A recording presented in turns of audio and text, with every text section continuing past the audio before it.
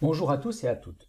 Donc dans ce nouveau module glossaire Power Query, nous allons voir la fonction table.skip. Donc dans un usage qui peut être assez fréquent et qui m'est souvent demandé. Vous voyez dans ce fichier Excel ici, en fait, j'ai un certain nombre de lignes d'entête et la première ligne en fait des entêtes de colonne à proprement dite, c'est la ligne 5. Par contre, je sais que voilà, dans la ligne 3, il y a marqué blabla, hein, voilà, mais le blabla peut éventuellement s'étendre sur plusieurs lignes. Ça veut dire que ma première ligne d'entête de colonne ne sera pas toujours en ligne 5.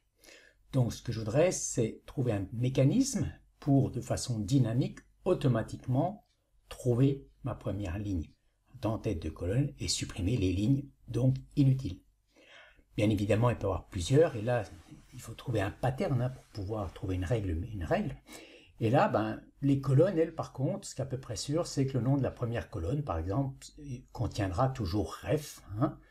Donc, ce que je vais faire, c'est, en gros, chercher la ligne qui contient ref. Là, je vais récupérer le numéro de la ligne. Donc, si on voit qu'ici, 1, 2, 3, 4, c'est la 5e ligne, hein, grosso modo. Donc, si je supprime 4 lignes, hein, 5 moins 1, 4 lignes, automatiquement, celle-ci deviendra la première ligne. Et après, je pourrais faire juste utiliser la première ligne pour les entêtes. Hein, donc, on va faire cette manipulation et justement, nous verrons l'usage de la fonction table.skip qui en soi n'est pas compliqué puisque table.skip correspond d'un point de vue interface graphique à supprimer les lignes du haut. Donc, quand vous faites supprimer les lignes du haut, automatiquement, vous faites cela. Hein, voilà. Donc là, on verra que supprimer ligne du haut, par contre, vous ne pouvez rentrer dans le paramètre qui vous est demandé qu'une constante, alors que là, on va utiliser la fonction table.skip, où on ne va pas lui passer une constante, mais une valeur dynamique qui pourrait évoluer d'une version à l'autre du fichier. Et c'est là tout l'intérêt de maîtriser, pas forcément d'être un top expert du langage M, mais de le maîtriser un petit peu. Ça vous permet, vous le verrez, dans des cas comme ça, d'avoir un peu plus d'autonomie pour arriver à vos fins. Alors, on va commencer par ajouter un index, puisqu'il faudra justement que j'ai un numéro pour pouvoir récupérer mes tables. Donc je vais donc ajouter une colonne d'index, j'ajoute. Et là, comme en plus l'index part à 0, on voit bien que quand je vais trouver ref, automatiquement, j'obtiendrai le numéro 4. Hein, et donc, c'est exactement le nombre de lignes qu'il faudra que je supprime. Hein. Donc là, pour des facilités, je vais renommer mon étape base, tout simplement.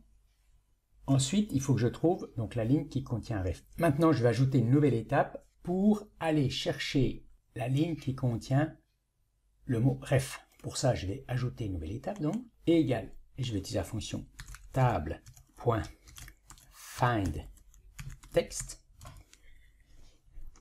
Je vais chercher dans base, qui est l'étape d'avant, et ce que je vais chercher, c'est ref.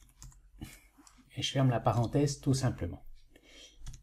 Et là, il me trouve, alors, find.text trouve toutes les lignes qui contiennent ref. Hein. S'il y en avait plusieurs à plusieurs endroits, il les trouverait toutes. Là, en l'occurrence, ref n'est que dans cette ligne-là. On voit que là, j'ai cette ligne-là. Maintenant, j'ai mon 4 ici, donc ça sera le nombre de lignes que je vais devoir supprimer. Donc, je vais l'isoler. Donc, pour l'isoler, on fait tout simplement un drill down. Voilà, je vais renommer cette étape. Oh, je peux la laisser s'appeler index, hein, ça va bien. Maintenant, donc, il faut que j'ajoute une étape et je vais tout simplement maintenant utiliser la fonction table.skip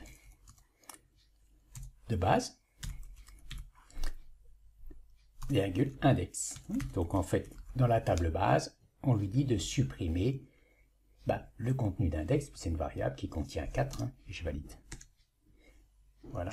J'arrive bien là, j'ai juste à faire utiliser la première ligne pour les entêtes. Donc voilà un exemple assez concret de l'utilisation de la fonction table.skip, donc en lui passant un paramètre contenant le nombre de lignes à supprimer. Au revoir et à bientôt!